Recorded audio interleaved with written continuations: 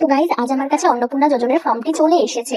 তো তোমরা দেখে নাও, যারা যারা ফর্মটি ফিল আপ করতে পারছো না, খুব সহজে খুব কম সময় কিভাবে ফর্মটি ফিল আপ করবে। এমন কিচ্ছু নেই ফর্মটিতে, তোমরা যারা ঘাবড়ে যাচ্ছ অনেক কিছু দিতে হবে, তেমন কিছু নেই। দেখো ফর্মটিতে আমি তোমাদের এক এক করে দেখাই।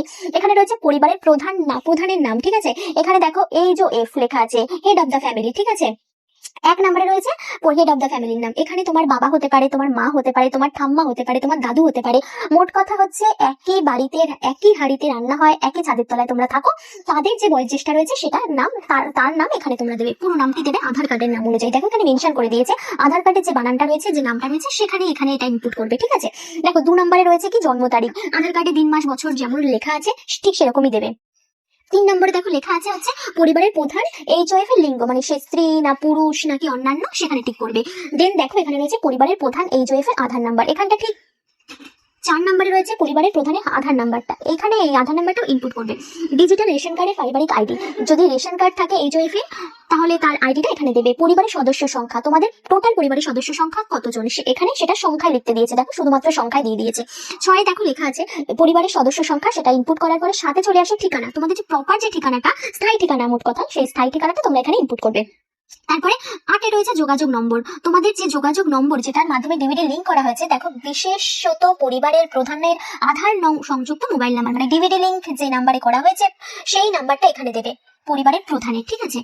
তারপরে দেখো 9 কি রয়েছে, নাম, জন্মস্থান, লিঙ্গ, পরিবারের প্রধানের সঙ্গে সম্পর্ক, ঠিক আছে। পরিবারের সকল সদস্যদের, এখানে দেখো পরিবারের প্রধান এইচওএফ মানে হেড অফ দ্য ফ্যামিলির নাম ঠিক এই জায়গাটাতে লিখবে। তিনি কি অন্নপূর্ণা যোজনার আবেদন করছেন, যদি করে থাকে তাহলে হ্যাঁ দেবে, আর যদি না করে থাকে তাহলে একটু দেওয়ার দরকারই নেই। সদস্য নাম্বার 1, ধরো এখানে যদি তোমার ঠাম্মার নাম দিলে, এখানে তোমার বাবার নাম দেবে, এখানে তোমার মায়ের নাম দেবে। সদস্য নাম্বার 1 এ কিছুতেই তোমরা কিন্তু হেড অফ দ্য ফ্যামিলির নাম্বার দেবে না। হেড অফ দ্য ফ্যামিলির নাম তোমাদের এখানটাতে দেবে যেখানে এইচএফ লেখা আছে। সদস্য নাম্বার 1, তারপরে যিনি রয়েছে তার নাম দেবে। তাহলে তিনি যদি অন্নপূর্ণা ভান্ডারের জন্য অ্যাপ্লাই করে তাহলে হ্যাঁ হবে, আর যদি না হয় দেওয়ার দরকার নেই। এখানে তারপরে সদস্য, এইভাবে দেখো এইখানটা দেখো সদস্য নাম্বার 3, সদস্য নাম্বার 4, সর্বশেষ সদস্য নাম্বার 5 পর্যন্ত রয়েছে।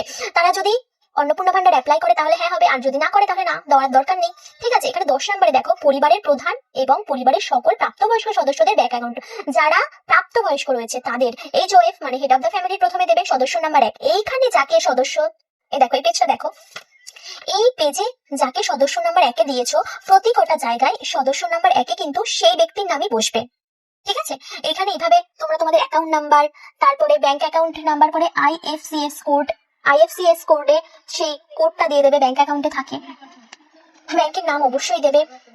তারপরে দেখো চলে আসো 11, এখানে এইচওএফ মানে হেড অফ দ্য ফ্যামিলির সকল প্রাপ্তবয়স্কদের ভোটার কার্ডে যে পিক নাম্বার রয়েছে সেগুলো দেবে, এবং সেখানে ভোটার কার্ডেই তোমরা দেখতে পাবে বিধানসভার ক্ষেত্র এবং অংশের নাম, ঠিক ওইখান থেকে নিয়ে এখানে ইনপুট করবে। দেখো 12 নম্বরে কি রয়েছে, বিভাগ মানে তোমরা এসসি এসটি না ওবিসি না ইউআর বা ইউআর ইডব্লিউএস যেটা রয়েছে তার মধ্যে শুধু টিক দেবে, আর যদি কারো শংসাপত্র থাকে তাহলে সেটা তোমরা কি করবে, এর সঙ্গে অ্যাটাচ করে দেবে।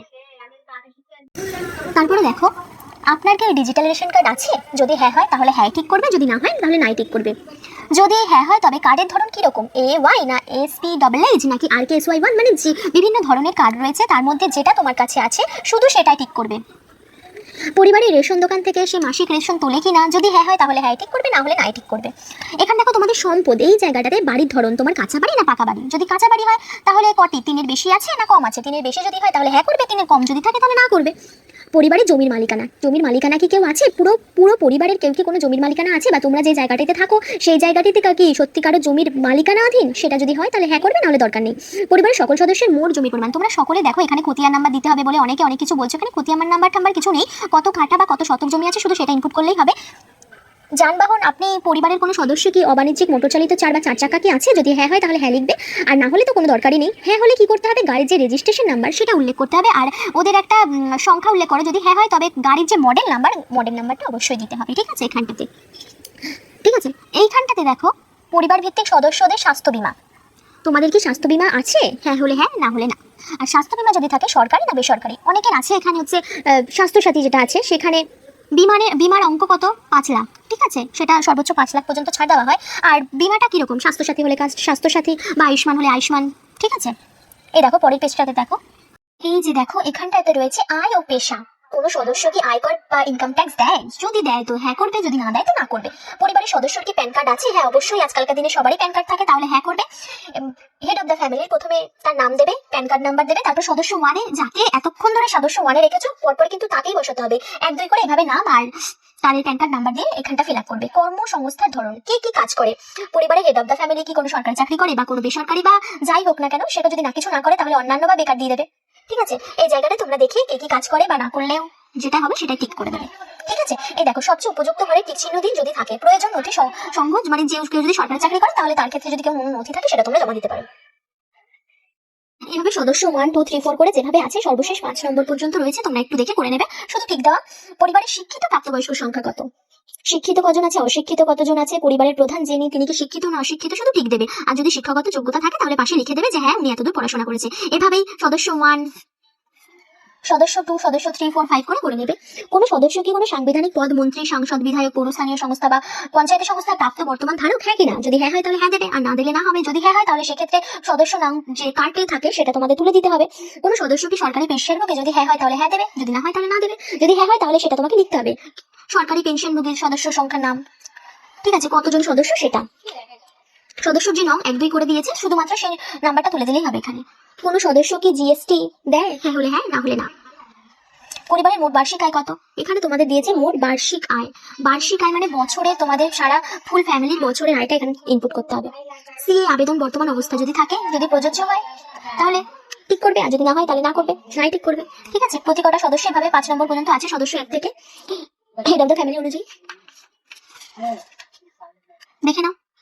এভাবে অঙ্কটা ফিল আপ করবে। তারপর দেখো অন্যান্য ক্রিসার ক্রেডিট কার্ড, কিষাণ ক্রেডিট কার্ড, এগুলো যদি থাকে তাহলে সে তার নম্বর, আইডি সংখ্যা, যে তারিখে ইস্যু করা হয়েছে সমস্ত কিছু লেখা আছে ওই কার্ডে, সেগুলো দেখে দেখে ইনপুট করতে হবে। এই তো রয়েছে। দেখো এইখানটাতে দেখো, যদি এসআইআর এ 2000 নাম বাদ থাকে তবে ট্রায়াঙ্গুলারের বিচারাধীন আছে কিনা, পরিবারের সদস্যদের প্রযোজ্য নয়, যাদের নাম আছে তাদের তো এটা দরকার নেই, প্রযোজ্য নয় দেবে। আর যাদের আছে তাদের কি পজিশনে আছে হ্যাঁ বা নাই টিক করবে। এখানে দেখো বিদ্যালয়ে কোনো শিশু যদি কোনো বিদ্যালয়ে পড়ে সেই বিদ্যালয়ের নাম, শিশুটির নাম, কোন শ্রেণী আর কোন ধরনের বিদ্যালয়, সরকারি না বেসরকারি, এগুলো একটু দেখে নেবে, যেটাই হবে সেটা ঠিক করবে। এইখানটাতেও তাই, সদস্য নাম্বার 2 3 বাচ্চা যারা রয়েছে আর কি তাদের স্কুলের বিষয়গুলো, কোন ক্লাসে পড়ে, নাম কি কি, সর্বশেষ এই 4 নম্বর পর্যন্ত তুমি ইনপুট করতে পারবে। শিশুদের টিকাকরণ, আসলে পোলিও কার্ডে যে ধরে যে টিকা হয়েছে সেগুলো এখানে তোমাদের কি করতে হবে, যদি হয়ে থাকে হ্যাঁ, যদি না হয়ে থাকে না করবে। যদি হ্যাঁ হয় তাহলে টিকাকরণের কার্ড আইডি মানে পোলিও কার্ড যেটা রয়েছে সেটা ইনপুট করতে হবে। সরকারি প্রকল্পের আয়তায় সুবিধা পাচ্ছে কিনা ডিভিডি লিঙ্কের মাধ্যমে, পরিবারের প্রধান হ্যাঁ বা না। HOF হেড অফ দ্য ফ্যামিলির প্রথমে তার নাম ইনপুট করবে। যদি হ্যাঁ হয় তাহলে লিখবে কোন পেনশন, লক্ষ্মী ভাণ্ডার নাকি ওল্ড এজ পেনশন নাকি অন্য কোনো সরকারি পেনশন, সেগুলো এখানে ইনপুট করবে 1 2 3 4 করে। তারপরে দ্বিতীয় তৃতীয় এইভাবে করবে। ঠিক আছে। অবশ্যই সেই যে 12 নম্বর পৃষ্ঠাতে দেখো এইখানটাতে ডিক্লারেশন দিয়েছে, এখানটাতে শুধু সমস্তটা অফিস করবে, শুধুমাত্র স্বাক্ষরটা যে হেড অফ দ্য ফ্যামিলি রয়েছে সে করবে। ঠিক আছে, আর এই যে সমস্ত যে রয়েছে যাচাই ফর্মটা, এটা শুধু সরকারি ব্যবস্থা এখানে দিয়ে দিয়েছে, শুধুমাত্র সরকারি ব্যবহারের জন্য অন্নপূর্ণা যোজনার পারিবারিক স্তরের তথ্য সংগ্রহের ফর্ম সংক্রান্ত অনুসন্ধানের প্রতিবেদন। এটা পুরোটা করবে কে? এ দেখো 2 থেকে